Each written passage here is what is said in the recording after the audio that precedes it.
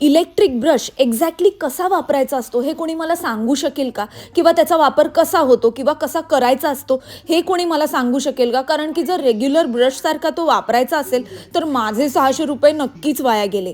पण काल स्टीलच्या कढईबरोबर मी एक छोटासा पॅन म्हणजे तवा पण घेतलेला नॉनव्हेज कुकिंगसाठी.